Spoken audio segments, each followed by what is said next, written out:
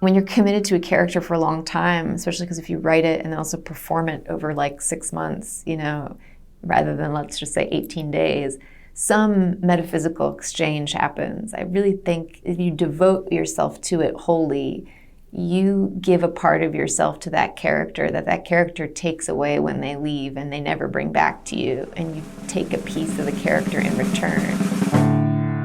Filmmaker Magazine presents Back to One with Peter Rinaldi. Brit Marling is an actor. Her latest project with frequent collaborator Zal Batmanglij is the FX series A Murder at the End of the World, which is streaming now on Hulu. She sat down with me in New York City to talk about the work.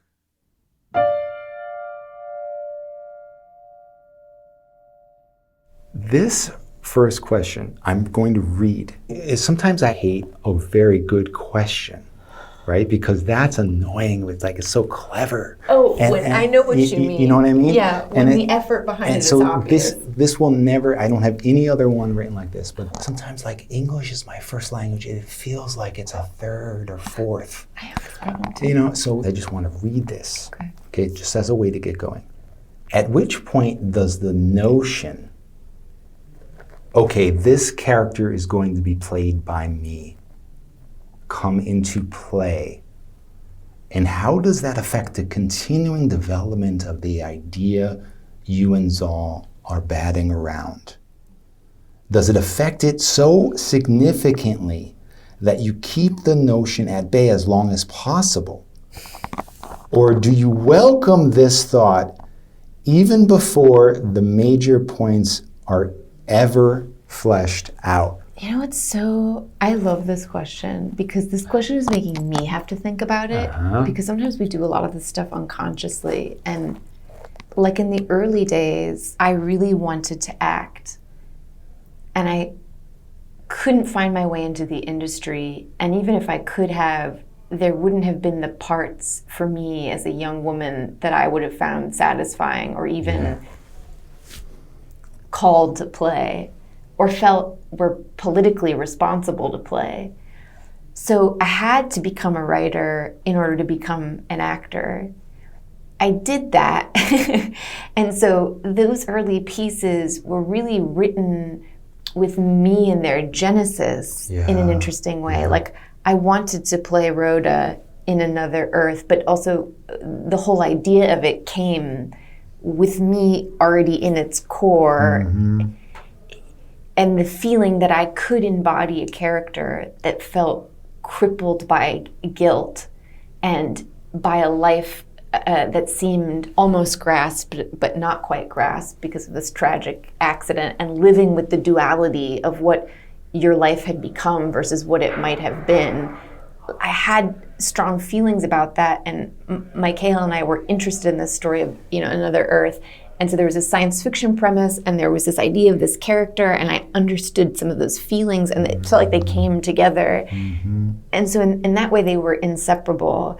I would say the same is true with Sound of My Voice, though. In Sound of My Voice, my writing partner, Zal Batmanglij, he said to me once, he was like, Brit, you tend to be very, people think of you as so nice or so kind, but they don't know the side of you that I know, which is that when you get angry or you get really eerily calm and clear, and you're quite cutting, actually.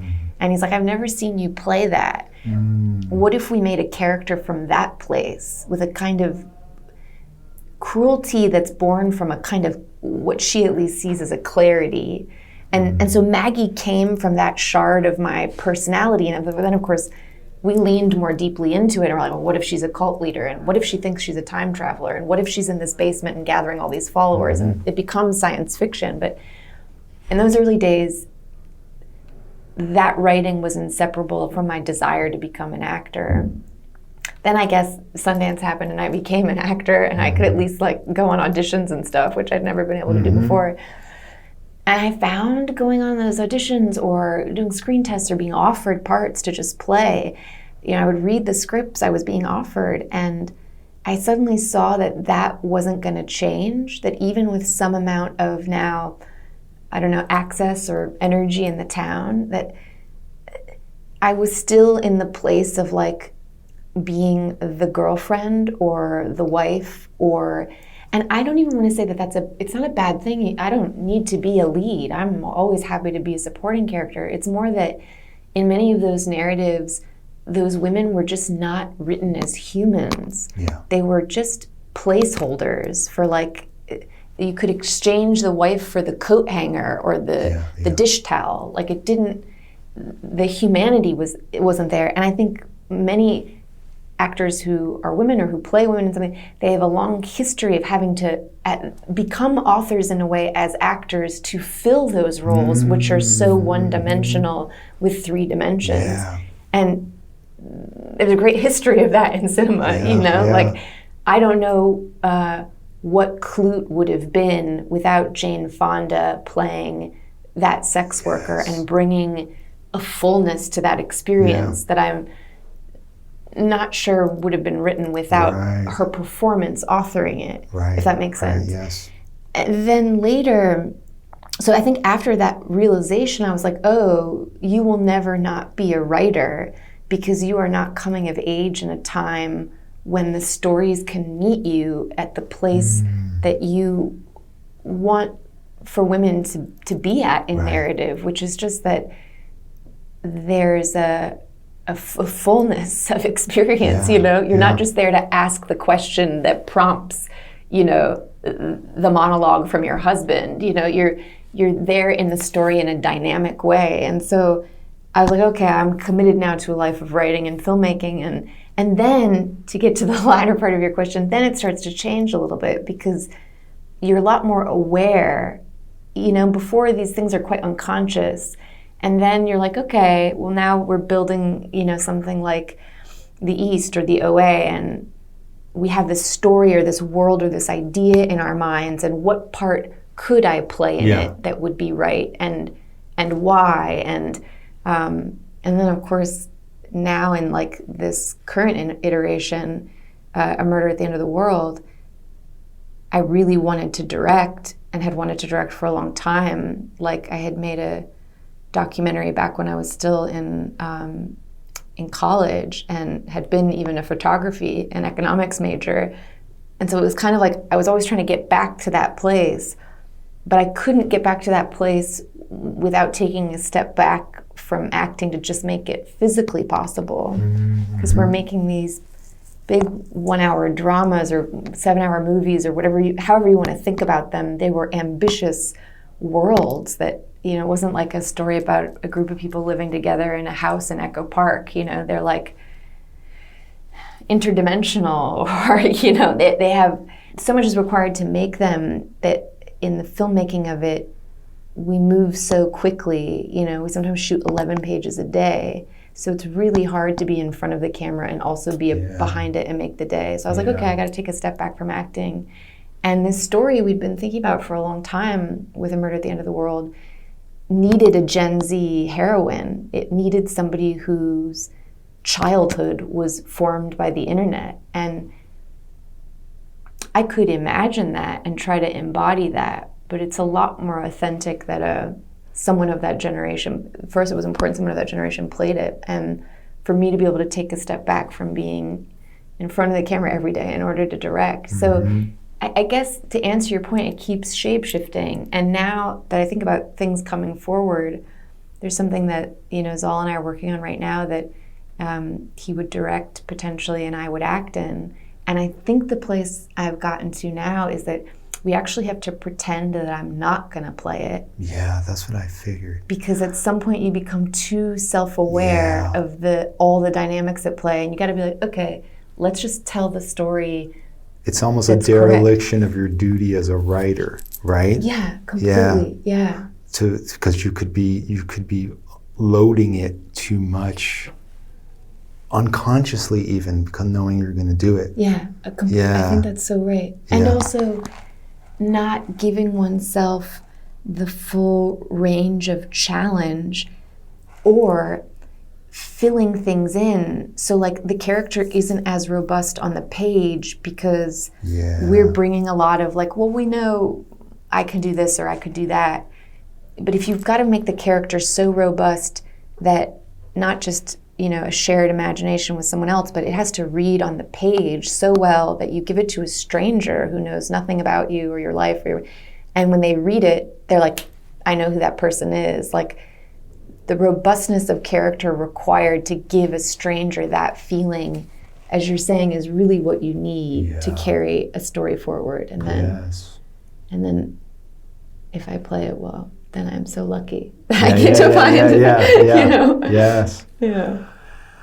When we think of the OA, we immediately think of, like, at least I do, this idea that, like, there are some shows where, like, it only has 2 seasons, but there are people that it's their favorite show of all time, like all time, and it's such a rabid fan base and just a outgrowth of, like, this attention for it, and it's shocking that it only has 2 seasons, and it's like one of those things where there's a bunch of shows on that particular, we want to call it network, where it's just a big question mark about, like, what happened there, like, and this one is a big one because sometimes some of the shows I'm like, I'm not sure there's a giant fan base for that one, but this is the one where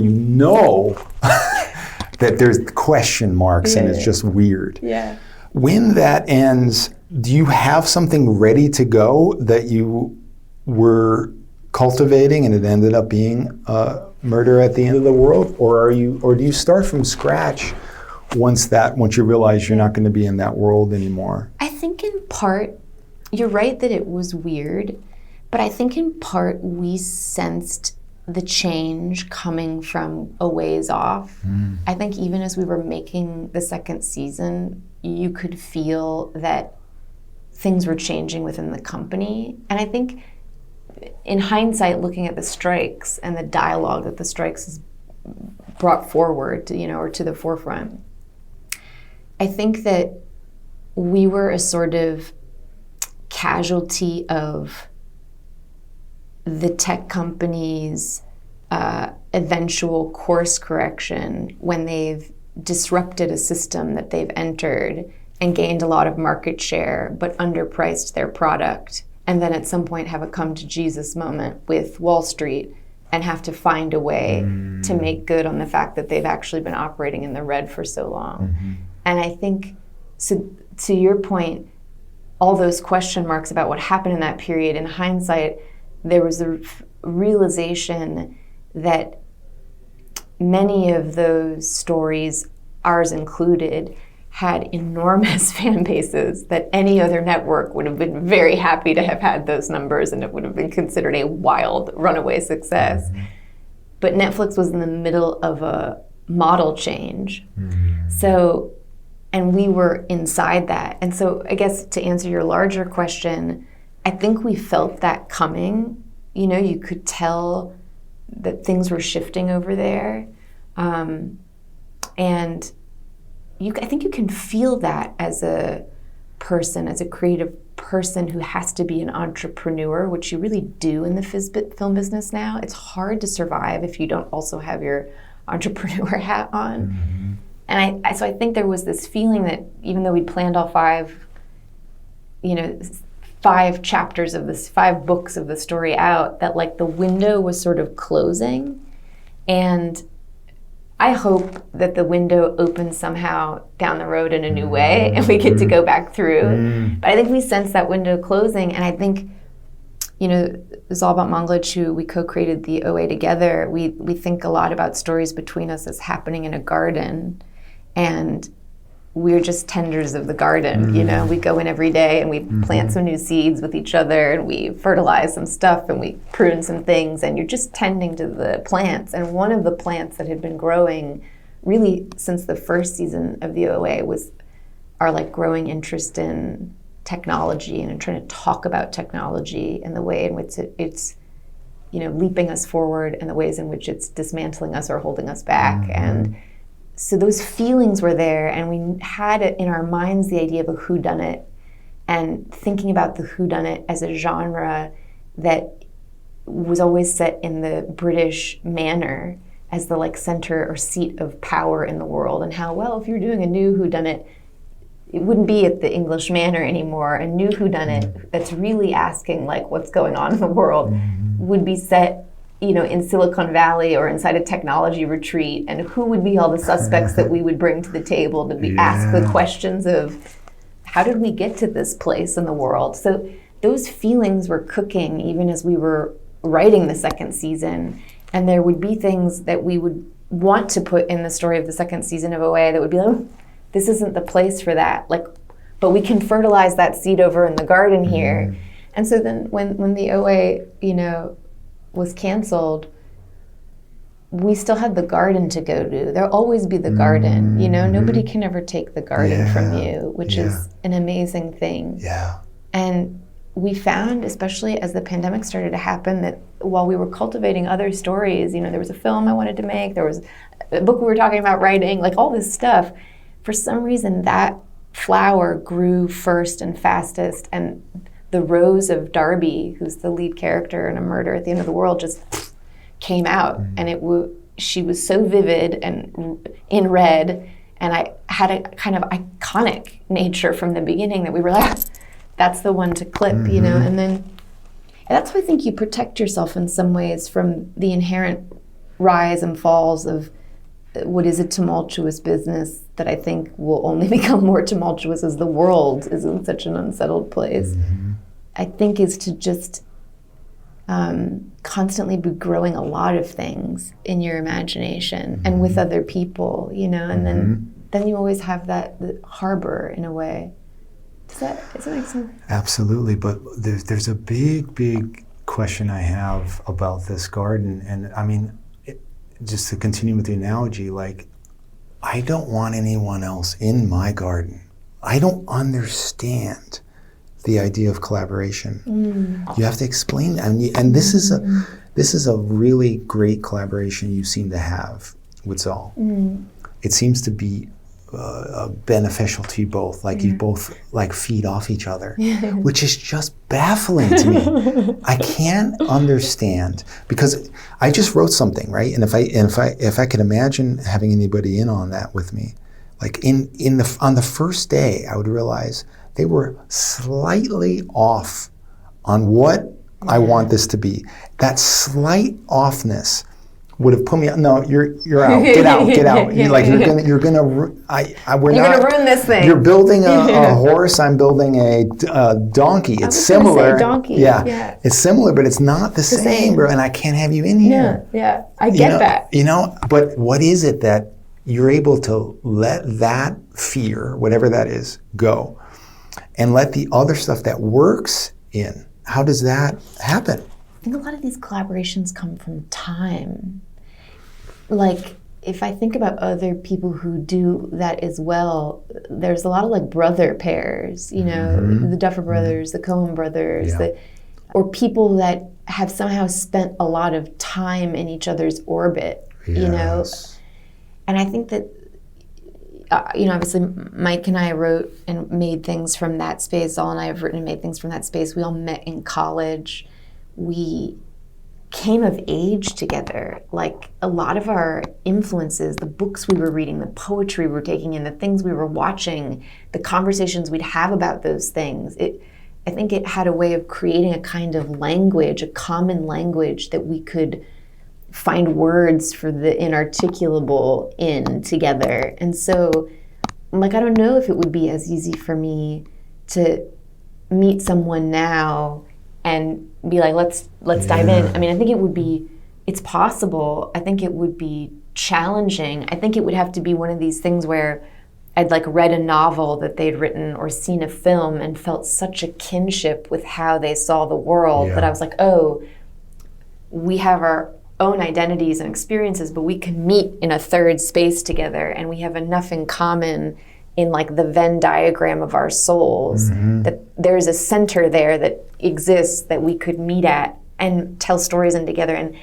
And what fun. I mean, like, I like, you know, at the end of the day, I still have to sit at my laptop and write alone, you know, and so does Zal or anybody else. It's like, you can riff all you want together and build a story orally, but at some point when you're putting it on the page, the the scene has to speak to you, the sequence, the act, like, and you've got to find it and what people are saying and how they're moving about the space. And that's a lonely process.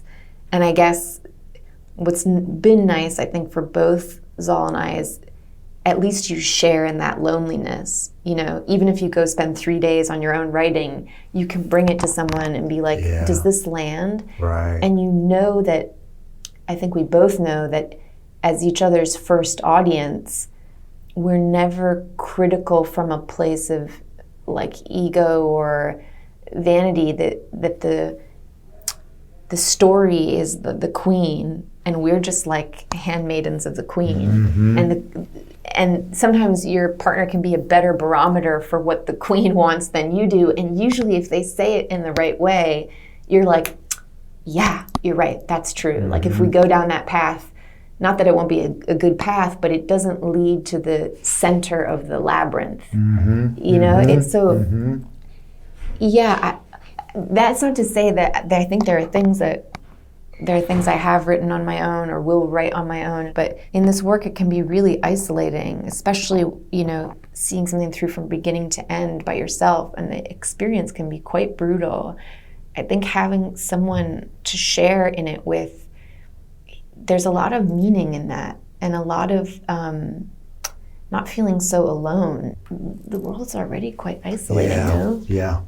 What did you do with the crippling fear of trying to write something about AI? You know, meaning like, you must have thought, well, of course, things might change in 5 years, and this will just be a period piece, like, you know what I mean? Like we'll look back on this as is that the way you kind of were able to just be like, let's put this aside, like we're dealing with this as a story element. Let's not try and figure out like how we have to be ahead of this. I love what you're saying. It's interesting because when we started writing it 4 years ago, it was ahead in the sense that we were having to explain to people what algorithms even were and how they functioned 4 years ago. Having to explain to people what deep fakes were, having to talk about large language models and how, you know, AI doesn't learn something, it ingests something. And it doesn't learn something because it's not human, you know? And the constant desire to anthropomorphize what is much scarier when you realize that it's just a data set with no feelings. And so that, you know, as we wrote it and then shot it and then edited it, to watch things come to pass. You know, we had played with an early version of ChatGPT-3 before it was released to the public, because our friend Moxie Marlinspike, who was a tech consultant on the show and who built the app Signal, which is the end-to-end encrypted communication platform, you know, he had helped us get early access to playing with it. And, you know, it had been quite funny when we tried it the first time because it was not very sophisticated.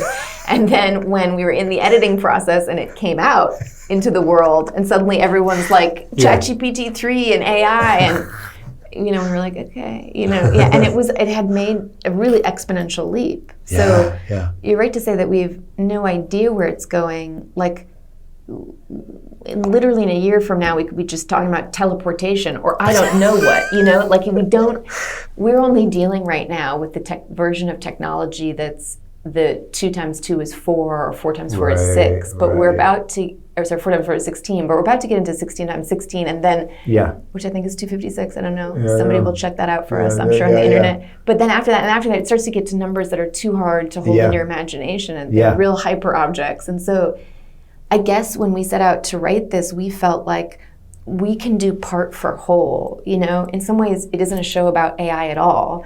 Any more than it's a show about a smartphone or a show about it. I think what it tries to look at is what are the ways in which technology keeps leading and we're sort of in the wake. You know, and what would it mean if we got out in front of it and started leading with philosophy or other things and having tech go in the wake of that. I think it's questions about that, and I think it's also like we were making something about, wanted to make something about a tech billionaire. And even 4 years ago, for us, it felt like the space was AI. And we were like, well, wouldn't it be cool if he had an AI assistant? And wouldn't it be cool if the voice of that assistant was the voice we love to listen to when we're like listening to profiles or books in bed at night, and we're like listening to Eduardo Ballerini, and then we called Eduardo Ballerini and we were like, what if you play the voice of the AI and then it also inhabit, his body, and Eduardo was amazing. And we tried to be honest in the storytelling about its limitations, which are funny and scary sometimes, and all of it's both. I can talk till the cows come home about how my smartphone is like, eroding my imagination and changing my focus, and that these are the unintended consequences of all the social media I'm involved in. But I also still keep bringing it everywhere with me, so it's doing things for me too. And I don't think we'd be making this podcast without these tools. I don't think I would have become a filmmaker if the prosumer cameras that mimicked 24 frame rates and Final Cut Pro on laptops that you could rent from your school or borrow from a friend or buy made it so that for the first time ever, you didn't have to go to film school to make a film. You could make it in your dorm room. And the same thing happened with music. And music exploded in this way out of dorm rooms and garages. And so it's so, I can't say, it's always a double-edged sword. Like, I mean, at least in the realm of this story, the only reason we could write a murder at the end of the world and make it feel real and not like a kind of tongue-in-cheek, like Nancy Drew on a whodunit that's like not really meant to be real, The only reason we could do it is because it's the first time that you could say that a Gen Z detective, a young woman coming of age with the internet, would have logged potentially 10,000 hours of amateur sleuthing online, that she could go to a tech retreat and we, the audience, might find her credible enough to solve the mystery. Like if that's a narrative we can only pull off because of the gifts that technology has given Gen Z. And at the same time, I think the story tries to contend with all the ways in which that upbringing is also hard and creates limitations as much as it creates these open expanses. Speaking the English manner, like realizing it can't be there, but then realizing it needs to be at a retreat, but then the location of this retreat in Iceland. I mean, I don't, as a filmmaker, just watching this. Just watching the interior, forget like the exterior where this is, the interior of this place, and realizing that the series is going to basically be set here. Once you realize that, it is like kind of mind blowing as a space, as a set or many sets, and it just feels like this feels really good for an audience, and it feels like I don't want to even think about what it was like for you guys to have to deal with this. But tell me about that. Like, because it's not like this is the first time you guys are making something and you're like, we're gonna set it in this giant place. And then somebody gave you the money to do it and you realized later, wow, this is crazy. You know what it's like to make a show. And so you knew that you wanted to do this in this space. I mean, it worked out, but tell me what the ups and downs were of a location like this. Because I think the location is a character in this story, and it really goes through an arc. Yes. You see it as like this dazzling center of luxury, and then you're like, is it that? Is it a boutique hotel for the most dazzling people, or is it a fortress, or is it a prison, or is it I think one of the things we've been really lucky about in our storytelling is that we've been really close with Alex DiGirlando, our production designer, for so many years. He worked on The East and worked on OA and now did this with us. And he he's an incredible storyteller within the realm of production design. And I think the moment we started talking about this hotel as a space, early days when Zal and I were writing it, and we always saw it as a circular thing so that we could use the sort of pacing of the circular hotel as like the hands of time, and be shuttling back and forth in time always as a way of pacing that circle. And you get on Google and you're like, where are the boutique hotels with 12 to 18 rooms that are circles, that are in snowy locations, that are very remote? Enter, and nothing comes back. So we went to Iceland and we scouted, and we, of course, didn't find anything that met all the criteria of the very carefully story that we had written. But we did find 2 locations that could serve as entry and exits, and we knew from enough of the work inside OA that one of the things that's so important in VFX coming across and feeling real is just that the actors have something immediate to interact with and that grounds the rest of the VFX. And so we found there's a place called Volk Baths, these amazing baths in Iceland that are, natural hot springs. And they just had this long concrete tunnel that disappeared into a field of grass, it seemed like. And then if you came out the other side, the baths were situated there. So we pulled out of the van and stepped out of the car, and I was like, wait, could we just VFX the top of the hotel on top of this setting? We have the actors literally walk in this door, and then we use the baths. And then there was another location that had a set of baths and a spa and an entry and exit into the snow. And we basically stitched those two places together as the points in which you, especially a lot in chapter 1, see the characters interact with that space and see the top ring of the hotel, and the bottom ring is practical and real. So you're marrying the practical with the visual effect, and then it suddenly has this uncanny thing of it is real, And then after that, we didn't have to, obviously for cost reasons, we have to be judicious about how many times we're going to show the exterior and these kinds of things. And then Alex had the brilliant idea of we couldn't get stage space big enough to build an entire circle, nor did we have the money to do that. So Alex was like, I'm going to build half. Wow. And we're going to do a 2-story set that's half. And in the first round, it'll set as the lobby and the library above and the set of rooms. And we'll dress it, shoot everything out that's in there, and then we'll redress and basically flip it for the other side of the semicircle. And it was amazing. I mean, the first time we walked onto those sets, and Alex has this ability, to talk about the relationship between different craftspeople. I used to tell Alex that certain sets he builds, I write in my scripts NAR, which is no acting required. And it's no acting required because Alex has made a space so real that all you have to do is walk into it and be, and it will give you what you need. The HAPS, basement laboratory in OA, he came up with that hexagonal structure that is that sort of glass prisons with the river going underneath it. And that's all Alex's imagination, having that river as a way that could touch each cell. And you walked into that space, and Emery Cohen and I used to joke all the time. We were like, you don't need to imagine any of it. You don't need to do all this extensive homework because Alex has done the homework. And so when you come into the space, you immediately feel, trapped and like a lab rat. And and so I think Alex's hotel did that really very much for A Murder at the End of the World. Clive walked into it and was like, this is one of the nicest hotels I've ever been in. And I get the feeling Clive has been in some good hotels, probably, So if he was impressed, I feel like we've done our job. So, like you said, there's this beautiful red flower in this garden growing, and then there comes a point where you have to turn that into a person, and that has to embody this character. I mean, what was that process like of finding this actor to play this? I mean, I think in a sense we got really lucky.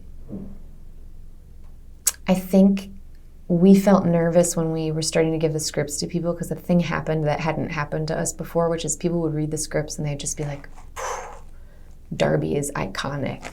Why does everybody say iconic? It's like they've talked to each other. Why do they all say this? And we found it kind of frustrating and even a little intimidating because then you've got to find somebody. You've got to find an icon that young. Who probably hasn't had a tremendous amount of experience, but you have to know that they can inhabit the role, and then you're asking for a lot because the person's in every scene, Right. and feels so fully formed already, and so I think it was, it was a lot. But when we met, we had both seen Emma Corrin's work in The Crown, and I really felt when I watched that performance, a lot of times when you're doing like a biopic or you're playing somebody who's a real person, there's a feeling that the person's done so much research and then they're like sort of trying to get all the research right in some way, and you kind of feel the math a little bit.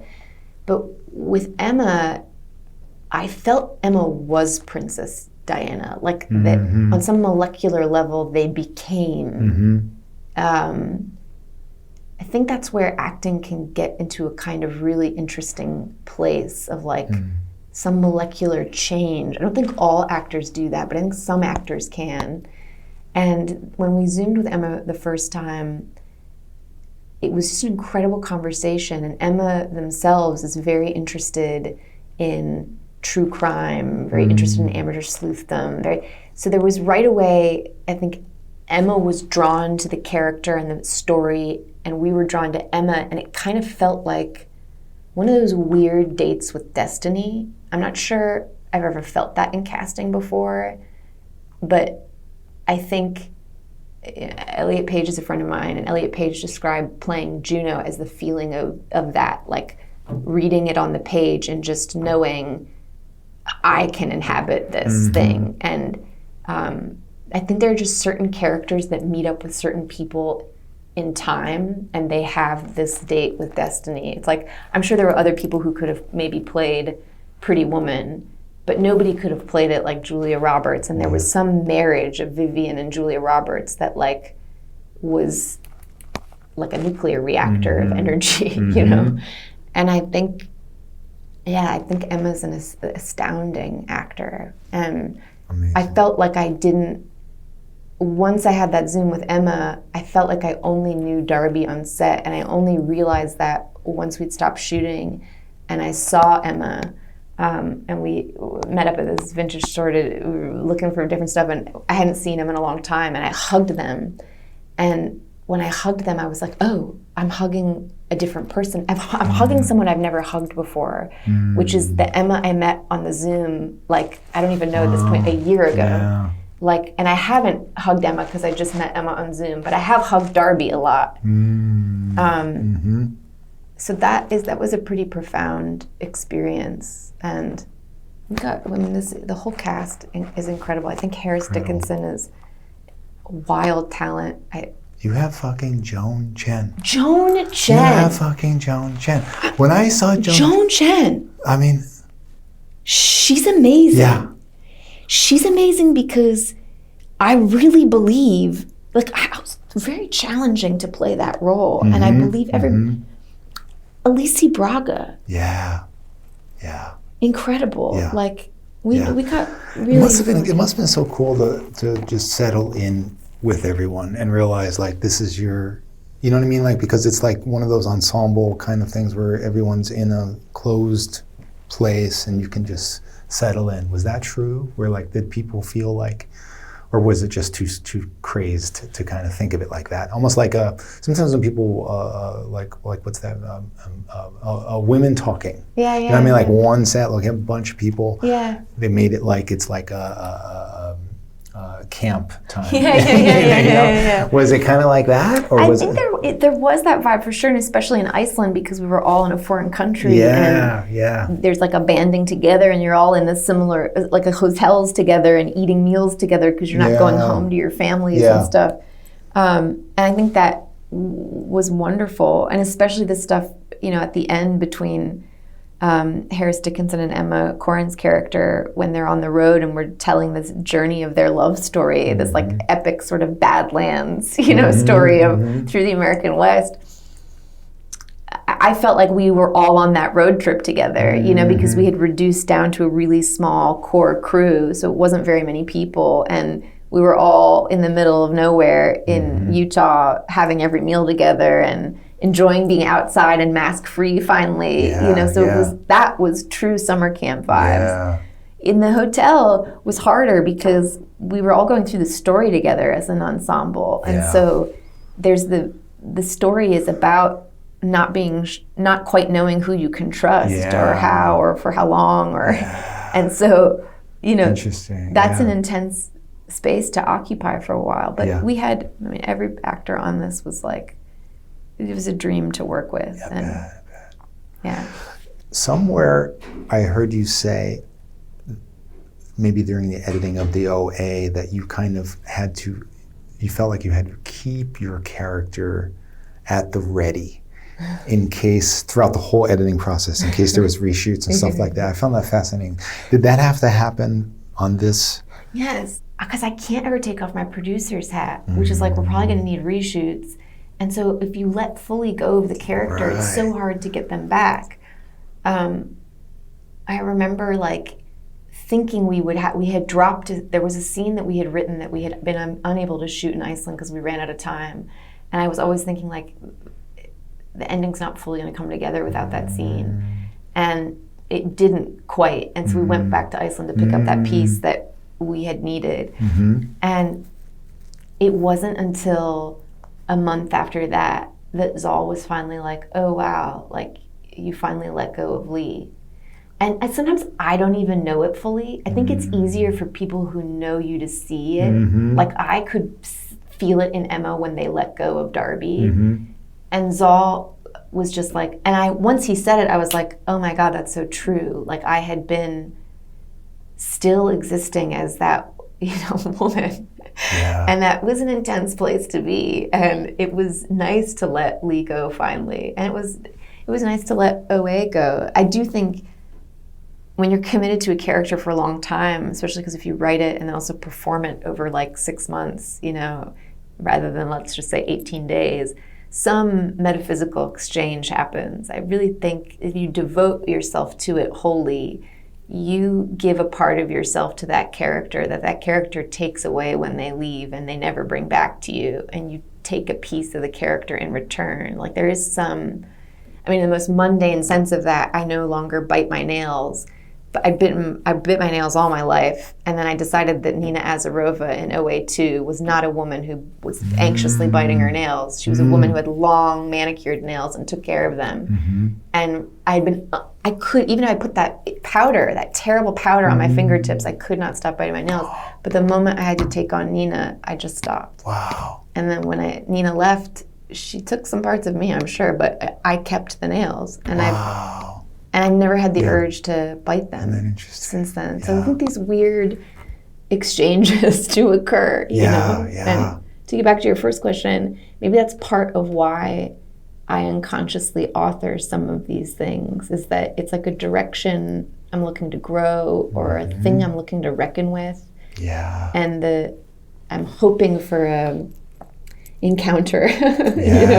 Yes. I hear this a lot from actors. Yes. That makes so much sense to me. Going back to the analogy of the garden, which I love, what is the water that you use to water this stuff when you're not clipping it and using it? That might be the question of what life is. Yes. And what is art making? Yes. What is the water? Yeah. I think the water, if you asked me 5 years ago, I would have said another thing. If you asked me 5 years from now, I'd probably say a different thing. But my best guess as to what the water is right now is it's funny. There's like no good Western word for it. What keeps coming to mind is like, whenever I'm sick or unwell, which often happens after you spend, a year breaking yourself shooting these things. There's a woman who's a traditional Chinese medicine healer who I see, who's just incredibly gifted in the healing arts and talks often about just chi or energy, life force, and I don't know what we would describe that as in Western medicine. I doubt we even have a name for something that we can't measure. But I think very specifically, it's in the immeasurable realm, the unquantifiable realm, And I think you do pour that quite literally into the garden out of love for the flowers, you know? Mm-hmm. And I guess out of this exchange that hopefully happens with the audience, where you clip these things from the garden and you arrange them in a vase and you know, put them on the table, and you hope that it brings people something. And if it does, and you feel that, and you feel met by that, I think you get some of that life force back in a new way. And there's maybe some desire amongst all of us to cycle and recycle energy, and to maybe, is this getting too far out? No. And to maybe know that, like, I think probably we're actually not individuals, and that the big trouble with Western thought is its emphasis on the individual, and that we're actually much more connected and interrelated than we even understand with each other and with ecology, you know? Yeah. And I think it's the desire to exist in a cycling of water, which is life with each other, which is just this constant interchange of emotions and feelings and ideas, and having it break down the boundaries of the self. Because if we are both moved by the same thing, when I say the garden metaphor to you, and you come back to me with the water analogy, and you teach me something I didn't know about the garden, I'm just like, thank you. You know, like, I think that's what we're all doing here. Yeah. I don't know. Yeah. I mean, that's my best guess today on planet Earth, you know. As you know, I don't know. Do aliens harvest that water in some way? I'm not sure. Yeah.